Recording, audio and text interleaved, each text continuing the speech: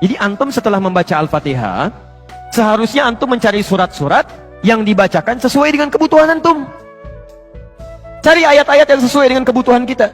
Karena dari Al-Fatihah sampai dengan An-Nas itu semua berisi kebutuhan kita. Saya baca cepat ya. Tapi nggak usah ditulis. Saya ulangi, tidak usah ditulis ya. Saya bacakan saja. Misal, sebelum lahir, tadi kan ikhtiarnya Quran surah kedua ayat Quran surah ketiga ayat 38 sampai 39. Keadaannya Quran surah 19 ayat kedua sampai dengan ayat ke-11-nya. Begitu dia mulai mengandung, bagaimana kandungannya supaya baik, Quran surah ke-7 ayat ke-189. Begitu dilahirkan, bagaimana supaya ASInya mengalir lancar, anaknya tumbuh menjadi anak yang saleh, Quran surah kedua ayat 233. Begitu usia 2 tahun ke atas, dia mulai belajar bagaimana supaya dekat dengan Allah, baik dengan orang tuanya, baik dengan tetangganya, Quran surah ke-31 ayat 13 sampai dengan ayat 19-nya.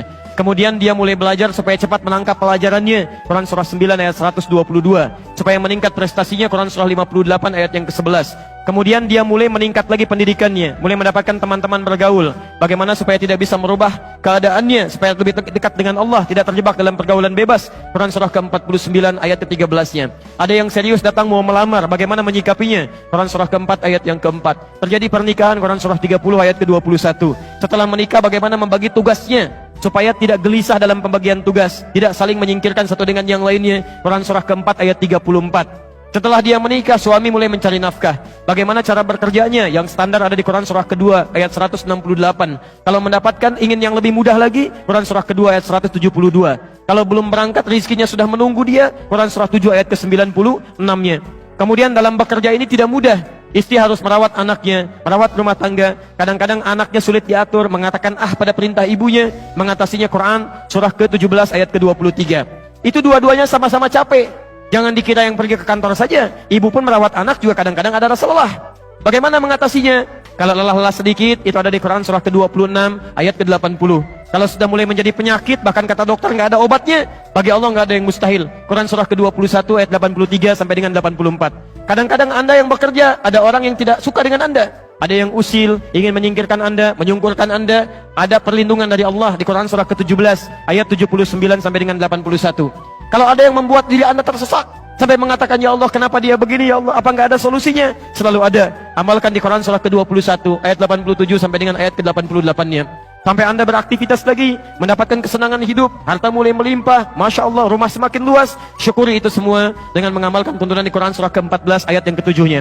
Tapi ketika datang ujian, tingkat ujian bisa macam-macam. Ada yang ringan, yang menengah, kemudian yang kuat. Pelajari itu supaya siap menghadapinya. Di Quran surah kedua ayat 214. Solusinya di Quran surah ketiga ayat 142.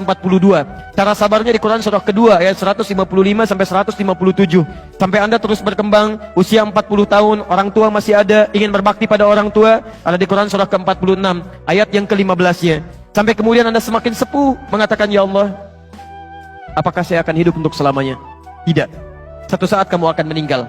Bagaimana cara meninggalnya, ya Allah? Kamu akan kedatangan maut di Quran surah ketiga ayat 185. Maut itu datang lewat malaikat yang diutus, Quran surah 32 ayat yang ke-11. Bagaimana cara diambilnya, ya Allah? Kalau kamu ingin tenang diambilnya, kerjakan amal saleh, maka kamu akan dipanggil dengan kalimat yang menenangkan. Ya ayyatuhan nafsul mutmainnah, Quran surah 89 ayat 27 sampai dengan ayat 30. Tapi kalau kamu banyak amal salah, tidak ada amal saleh, maka panggilannya akan sedikit menegangkan. Quran surah ke-8 ayat ke-50 sambil dipukulin malaikat. Ya Allah, saya telah mengalami malam pertama di alam dunia. Bagaimana malam pertama di alam kubur? Apakah menyenangkan atau ada persoalan? Kalau ingin senang, Quran surah ke-3 ayat 169 sampai 172. Kalau kamu ingin sedikit menegangkan sambil ditampakkan neraka jahanam dari mulai pagi sampai dengan sore, boleh. Ada di Quran surah ke-40 ayat 46 sampai dengan 47-nya. Ya Allah, bagaimana suasana hisab? Apakah menyenangkan atau tidak?